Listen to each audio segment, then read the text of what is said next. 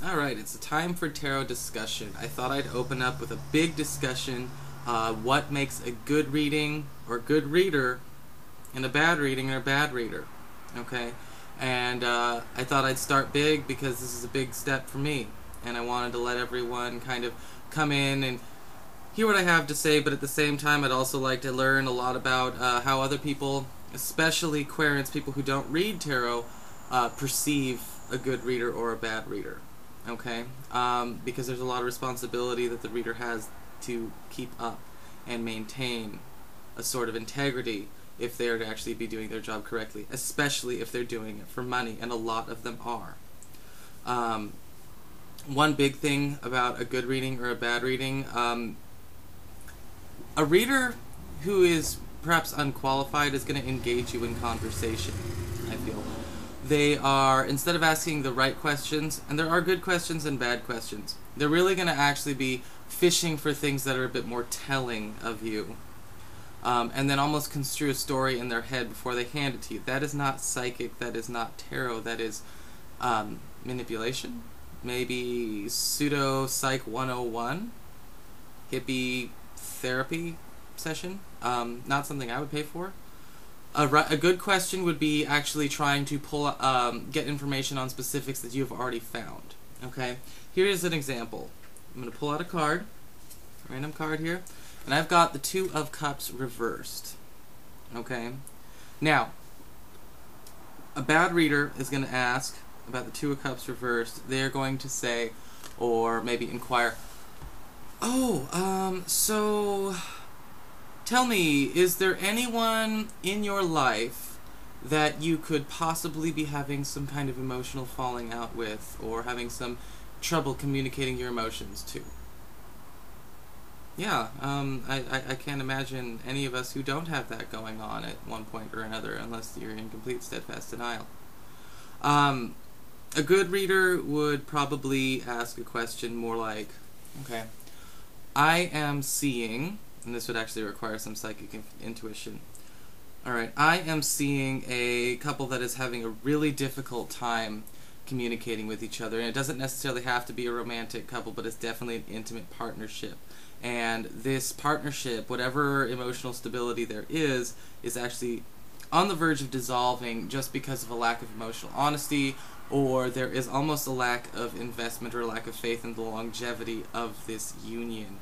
And I'd really like to, I'm pretty sure this is what's going on, so I'd rather ask you, what is bringing that about, and what are your concerns about it? Okay?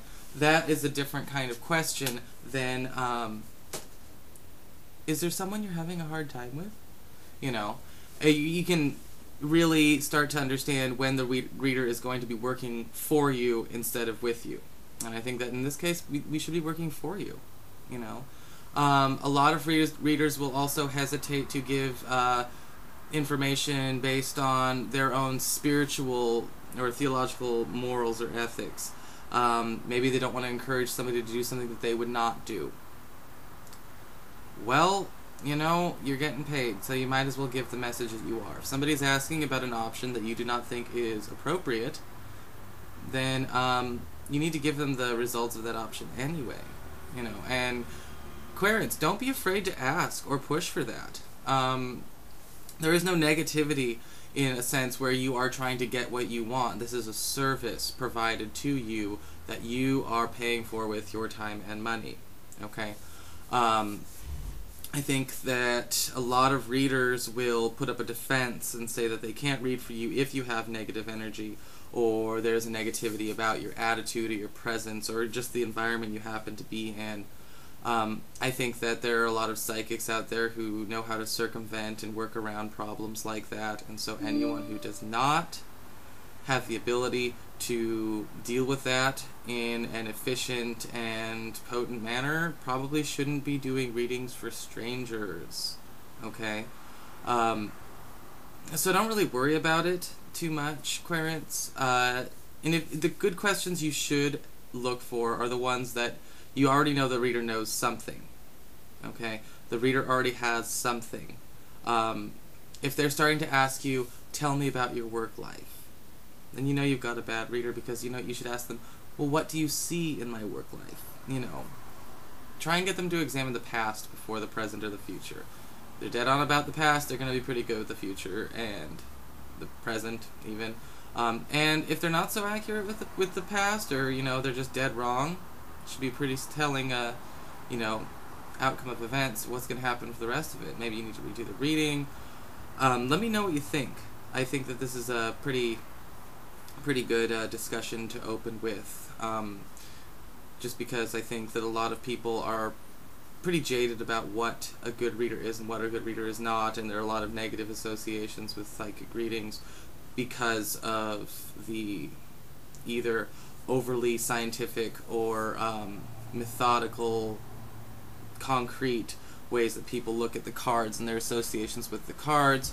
And on the flip side, there's also the fluffy bunny, you know, therapy sanctuary for the emotionally, psychologically broken puppies, Christmas people. We don't really get to hear about people who actually do their job. And so I'd like to know more about readers and querents who've actually had a good job done for them, and maybe suggestions that you'd like to have for readers that you think that could do a better job for you. Alright, time is up. I will talk to you later.